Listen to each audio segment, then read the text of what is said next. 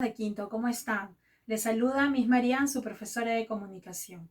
Vamos a empezar con nuestras clases virtuales debido a la coyuntura que estamos viviendo por el coronavirus o COVID-19, en el cual debemos permanecer o quedarnos en nuestras casas para conservar nuestra salud y por ende nuestra vida.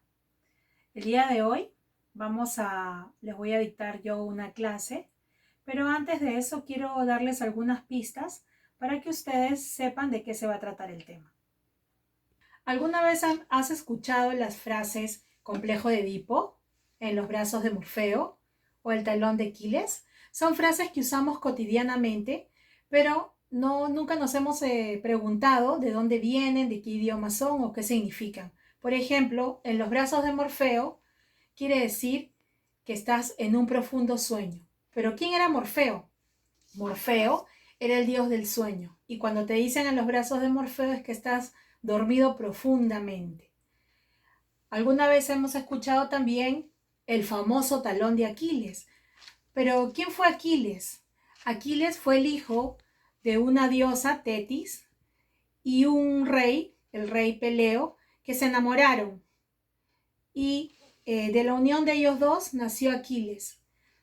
Tetis ya sabía por el oráculo cuál iba a ser el destino de Aquiles y sabía que él iba a morir muy joven, así que cuando era un recién nacido lo cogió del talón y lo sumergió en las aguas de la laguna de Estigia, como vemos acá en la imagen, para hacerlo inmortal.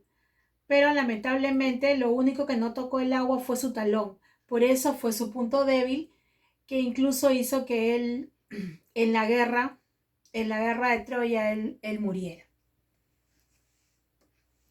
Y luego tenemos la frase el complejo de Edipo. También es una frase que mucho se utiliza y se trabaja en psicología y se refiere a un problema que ocurre en los niños o en las niñas de 3 años, donde se produce una rivalidad con sus padres. Son frases que utilizamos tanto el complejo de Edipo, en los brazos de Morfeo y el talón de Aquiles, son frases que utilizamos cotidianamente y provienen del idioma griego o de la lengua griega. Y la lengua griega o la cultura griega nos ha heredado muchas cosas importantes, muchos aportes valiosísimos, como aportes en el derecho, aportes en la música, en la literatura, en la educación y en la oratoria. ¿Adivinaron, chicos, cuál es el tema que vamos a hacer? Creo que ya tienen la respuesta, ¿no? El tema que voy a desarrollar hoy en esta clase virtual es la literatura clásica o la literatura griega. Para eso les pido que estén muy atentos porque voy a ir haciendo la explicación a través de unas diapositivas. Muy atentos, chicos. Literatura clásica o literatura griega. La literatura clásica se le conoce como literatura occidental a toda la producción correspondiente al periodo comprendido entre el siglo X a.C. hasta el siglo V después de Cristo. Esto abarca el desarrollo de dos grandes civilizaciones importantes, que son Grecia y Roma. Cuando yo digo producción, me refiero a todos el material bibliográfico, a todos los libros que se produjeron en ese momento, a todos los libros que vienen a ser productos de las manifestaciones literarias, a todo lo que es poesía épica, poesía lírica y todo lo que es teatro. Vamos a ver las características una por una, ¿sí? La primera característica es que basaban su vida en divinidades griegas. Ellos, ¿por qué basaban su vida en divinidades griegas? Porque tenían gran fe en sus dioses y para ser una cultura muy desarrollada tenían 33 dioses, ¿no? Según los autores. Ahora, basaban su vida en divinidades griegas porque trataban de explicar los mitos cosmogónicos, ¿no? Con cada una de sus divinidades. Tenemos ahí, por ejemplo, Gea, que es la tierra, Urano, que es el cielo, Cronos, el dios del tiempo, y Rea, la diosa de la fertilidad. Entre los dioses el más poderoso es Zeus.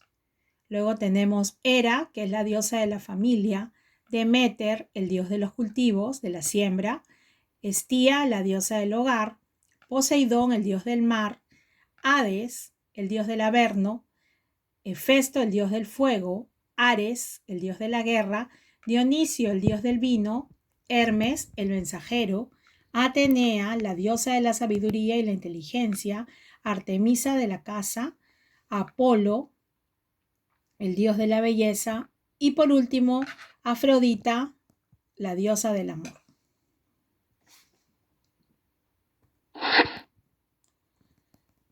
Pero vamos a seguir viendo las características. La segunda característica que tienen es que predominan los mitos y las leyendas, ¿no? Hemos escuchado siempre los mitos, por ejemplo, de Hércules, de Perseo y la Gorgona, de Dédalo y Ícaro, el Teseo y el Minotauro, también los mitos sobre faunos, sobre cíclopes, sobre ninfas.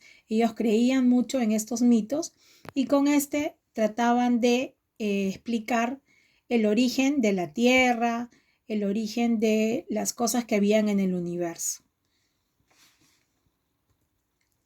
Luego tenemos la tercera característica que nos dice que su finalidad era la belleza y la perfección en todas sus obras.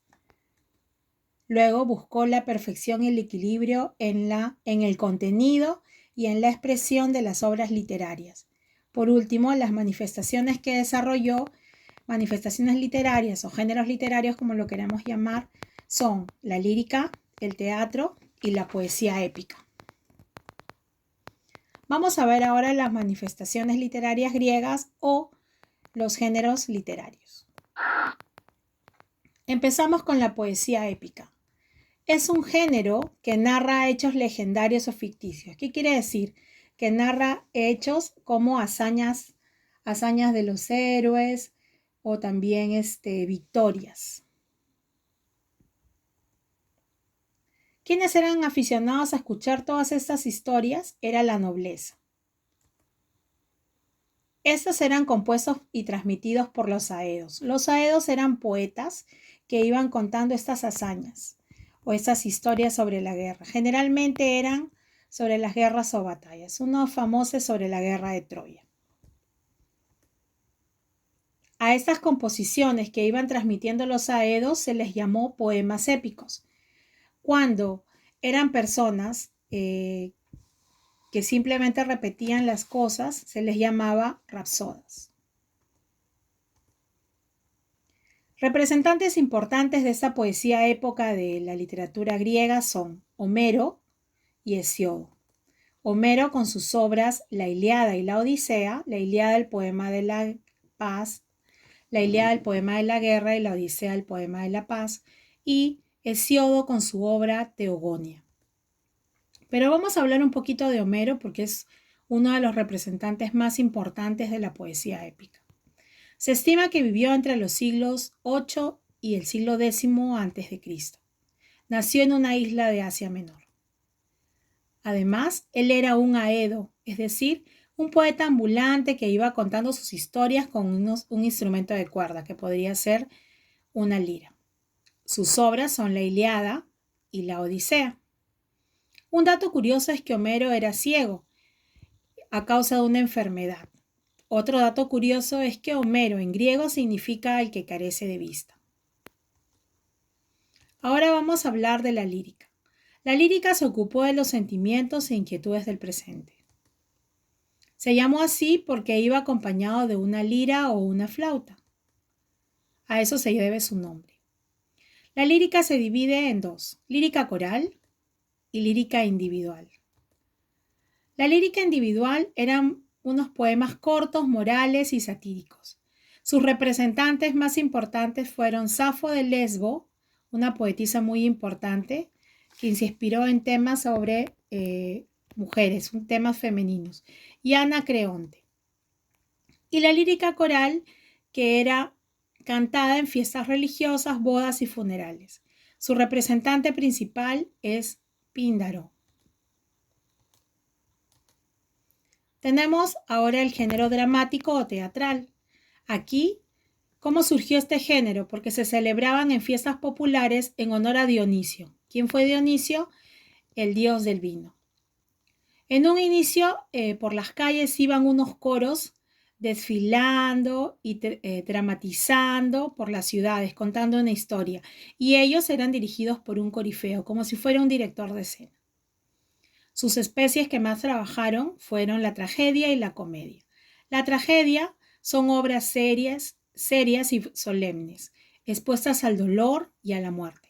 Entre sus representantes tenemos a Esquilo, Sófocles y Eurípides, siendo el más importante Sófocles con su obra Edipo Rey. Y en la comedia buscaba hacer reír mediante la ridiculización de los vicios. Entre sus representantes está Aristófanes y Menandro. Aristófanes con su obra Las nubes. Por último tenemos lo que es la prosa griega. La prosa se dividió en filosofía, medicina, oratoria, historia y fábulas. En filosofía destacaron Sócrates, Platón y Aristóteles. En tratados científicos o medicina, Hipócrates, que también fue el padre de la medicina. En oratoria, Demóstenes. En historia, Herodoto, que también es considerado el padre de la historia. Y en fábula, Esopo. ¿Quién no escuchaba una fábula de Esopo cuando era niño? Vamos a terminar con esta frase que dice: el genio se descubre en la fortuna adversa, en la prosperidad se oculta. Bueno, chicos, hemos llegado al final de nuestra clase del día de hoy sobre literatura griega o clásica. Espero que hayan disfrutado de esa explicación sobre esta literatura maravillosa que hace que nuestra imaginación desborde. Me despido, Miss Mariana Arias, su profesora de comunicación, y siempre recomendándoles que se queden en casa si queremos vernos pronto.